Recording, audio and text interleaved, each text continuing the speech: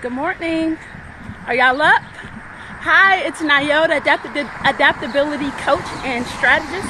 We teaching you some leadership tips today. And this is called Your Lessons in Adaptability. So I've been talking about becoming your own advocate. I don't want to do that yet. Today I want to thank my sponsor, my future sponsor, Under Armour Walking app. Good morning. So if you are someone or know someone that can get me in contact with someone, or if you are Under Armour Walking app, I use this app every morning before I do my walks. Get on me. Go on and sponsor these walks. It'll be fun. And I miss my Sleep Number bed. I love that bed. I don't have it here. So I just want to say that too. So this morning I was really going to just rush out here and do this walk and just to jump on here, but I gave myself a little bit of grace this morning, and I want you guys to kind of hear this, appreciate this, maybe be able to digest this. I'd been kind of rushing into my mornings and just rushing into my day and meditating whenever. And what does meditating look like for you? So it's prayer, it's meditation, it's your quiet time, it's time that you set aside for yourself. And it doesn't have to be crazy, it doesn't have to be dramatic. Like this morning, it was about 15 minutes. I just kind of spent some time doing a guided meditation. So spend that time. Don't rush. Take your time to do what you need. So I gave myself the grace to go into a meditation and moonwalk into my day instead of sprinting into my day. So I already feel that that's going to be better, right? So anywho, I've been talking about becoming your own advocate. I kind of like the way this looks, looking into this camera like this. I kind of like this angle. What do y'all think? But anywho, becoming your own advocate. And an advocate is someone that stands up publicly for a policy or a procedure or laws publicly. And what I wanted to be able to transfer over to you is to be able to be your own advocate. Stand up for your own self. You are your own policy. You are your own law. And be able to feel within everything that you are doing something for yourself. It seems so easy for me, and I'll just talk about me because I know me, to do things for other people, to stand up for other people, to help other people with their issues, while letting my things go by the wayside. Doing things for other people first, not filling up my own cup, just letting cups be empty and cups laying down all around the table, and not filling up that cup and to be able to give people that overflow. So we're just going to recap. I'm going to close out this section of becoming your own best, amazing, awesome, loving advocate.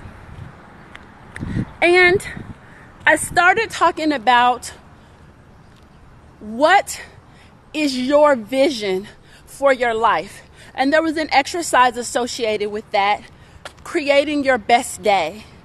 What does it look like when you get up in the morning? What does your cover feel like? How is the pillow? How fluffy is your pillow? It's like one of those pillows when you stay at a really nice hotel. The pillows are different, right? So how is your pillow? How is the weight of your blanket? How does it smell? How is your breakfast? What does it feel like? What kind of car do you get in? Really put some energy in this into creating your best day, because this day can be a representation of your entire life. So creating your own vision. What do you see for your future? If you can see your future, you can believe your future, you can fight for your future. And this all becomes in having faith to do this exercise.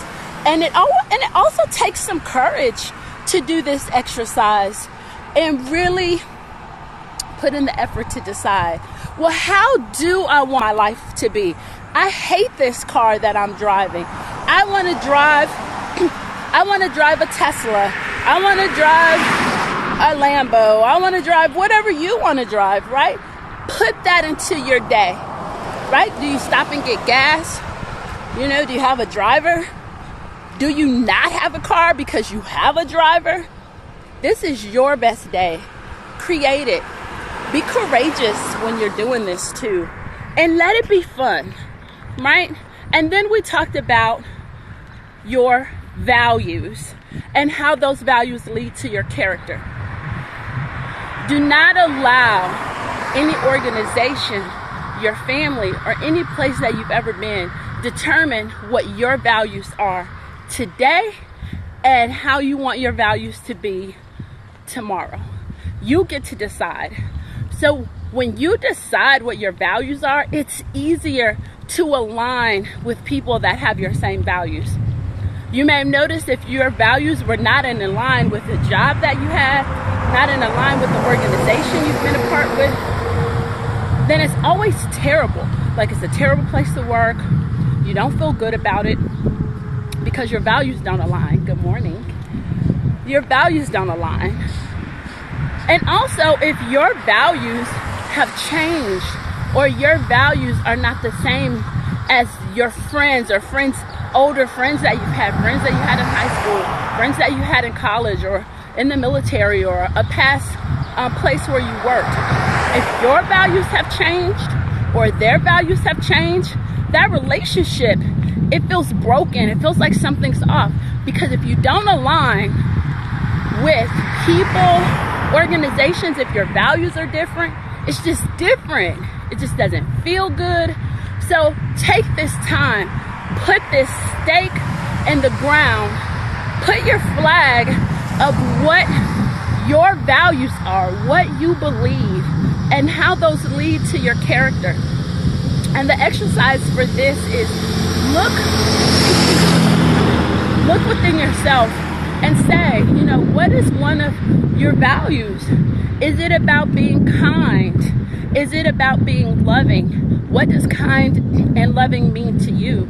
Is it about being empathetic? Is it about being on time? Is it about respecting other people's time? Is it about being a really good communicator?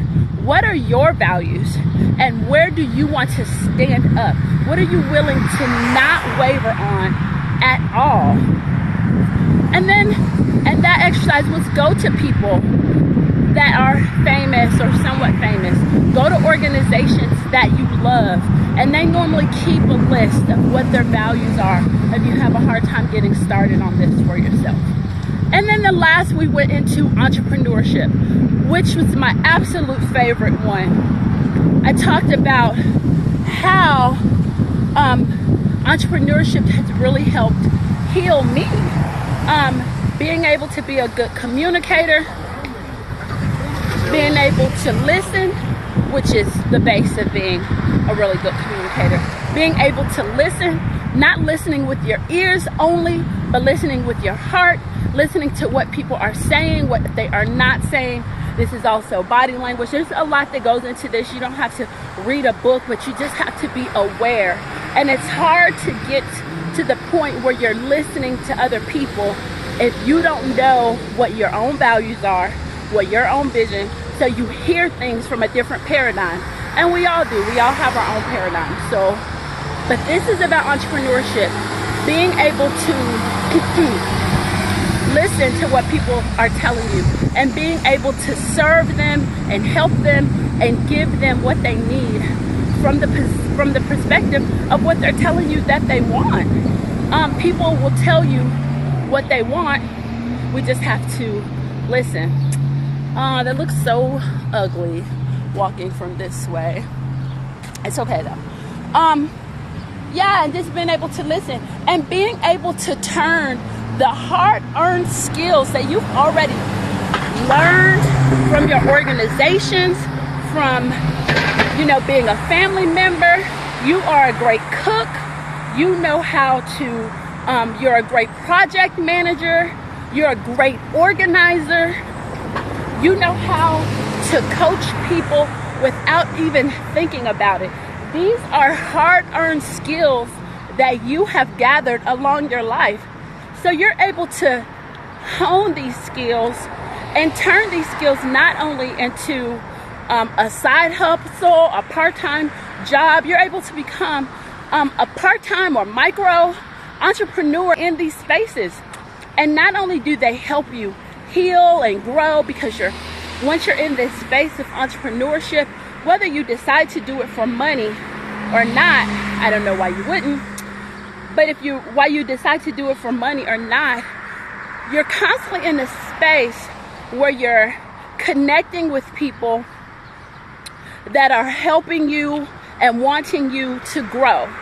I also talked about in this space of finding a mentor or a coach. And what does that look like? So it may not look how you may think it looks. It could be finding a book about a topic. So if you're into B&Bs or renting your house or flipping houses, I love real estate. That's my first example. Find a book, get a course, right? It may not mean getting a specific person yet. So it could be a book, it could be a course, it could be a podcast, listening to some guidance to start opening up your mindset around these topics that you're interested in, that you already have skill set in.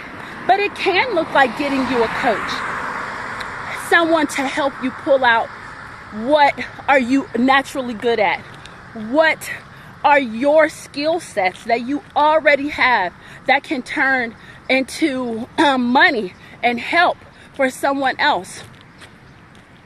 It can look like finding a coach that is in your neighborhood in this times of COVID. These may not be, it may be some one-on-one coaching, or it can be group coaching. And if you need some help with that, you're looking to find out what your niche is, what your value proposition is, what is your framework, helping you develop a framework. No matter what industry, you want to have some kind of structure that people can always depend on, that you can depend on. I can help you with that. You can reach out to me and I can help you, with that. But then it also looks like, what is your peers, that are doing something that you think is interesting? Ask them a question. Don't say, can I pick your brain? Because that's terrible. Just ask them, hey, I've been thinking about doing this thing. What do you think about it? Like, can you give me some tips or something like that? People want to help if you're not being all grimy. So use those skills that an entrepreneur would use. I say that entrepreneurial because in that space, you're always going to be looking to grow, and you're using that entrepreneurial boundary or box or bucket to be able to be like professional and personal development. You'll always be looking to grow and be better, and it gives you a vehicle to be able to do that. And you'll be able to monetize it. So I just know that for me, that entrepreneurial piece, and not, all the way, all day, 9-to-5 entrepreneurship, but just being a part-time entrepreneur, it really changed my life. It really tapped into making me a better person. It gave me an opportunity to make more money, help me out on my taxes. The people that I've met that have even elevated me higher since I stepped into the place of entrepreneurship has been amazing. So even to use entrepreneurship as a vehicle for personal development, it's awesome. It's amazing. So that is all I have today. I am talking longer and longer every day. if you are on Instagram, and you should see a link here, bit.ly, to get on, join the family. Join our family, join our newsletter. It's new to me. I have a goal to get at least, 20 people to sign up for today, right? I'm really putting in some effort into this newsletter because I want it to be dope, right? Some newsletters you get, they're like really good. Like Tim Ferriss, he has a really good newsletter. It's not too long, it's not too crazy. So it'll be, something similar to that. Like, I'm not trying to get you to read a book every day. Just some tips and tricks, some stuff that I thought was neat. Some articles that I read about being more adaptable, being able to change, and why you wouldn't want to be extra adaptable, setting boundaries, things like that. So join the newsletter. It's exciting. And it comes right to your inbox. You don't have to do nothing crazy. All you got to do is just sign up, like your name and your email address. You can give me the one that you actually use. Don't be that way. All right, I guess that is it. This is Nyota, adaptability coach and strategist, giving you leadership tips about how to be more adaptable, how to be more agile in this crazy world. And sign up for the newsletter. Stand up for yourself and have this foundation of being your own advocate. You do not know the opportunities that we have been missing because we put ourselves last. This is an opportunity to put yourself first. Have a great day. Be amazing.